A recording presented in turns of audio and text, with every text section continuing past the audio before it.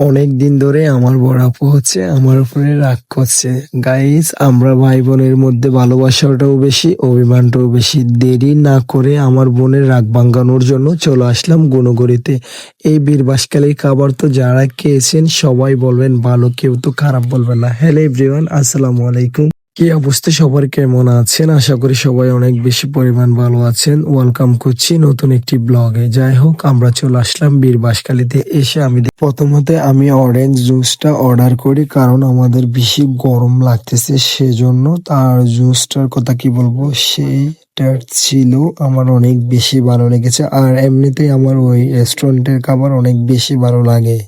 তারপর অর্ডার করি চিকেনটা। আস্ত একটা মুরগি অর্ডার করে ফেলছি, কারণ আমরা যেহেতু মানুষ বেশি সেই জন্য। তো আমার আপু সবাইকে সার্ভ করে দিচ্ছিল। তারপর সাথে ছিল পরোটা, সাথে ছিল সালাদ, আর হচ্ছে সস। আর কি বলবো, চিকেনটার কথা সেই টেস্ট ছিল। এখন এডিট করতেছি গাইস, আমার আবারও কিন্তু খেতে লেগে গিয়েছে। আজকে কিন্তু অনেক বেশি ভালো লাগতেছে। অনেক দিন পর সবাই একসাথে হয়েছি, একসাথে বসে খেতে পারতেছি। আর ভাই বোন যদি একসাথে হইলে এটার মজাই হচ্ছে আলাদা, এটা তো আপনারা সবাই জানেন। তারপর আমরা কোকা কোলাটা অর্ডার করি। তারপরে অর্ডার করছিলাম ফুচকা। আমার ভাবির কিন্তু ফুচকাটা মানে খুবই ফেভারিট, সেজন্য আমার ভাই বলছে ফুচকা অর্ডার করার জন্য। তারপর আমি চিকেন ফুচকা অর্ডার করেছিলাম।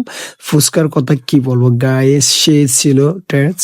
তারপর অর্ডার করি মালাই চা। মালাই চাটা হচ্ছে আমার ছোট বোনের খুবই ফেভারিট একটি চা। তো গাইস, আজকের ভিডিওটি আপনাদের কাছে কেমন লেগেছে অবশ্যই কমেন্ট করে জানাবেন। আজকের মধ্যে এখানে বিদায় নিচ্ছি। সবাই ভালো থাকবেন। Okay, bye bye and take care.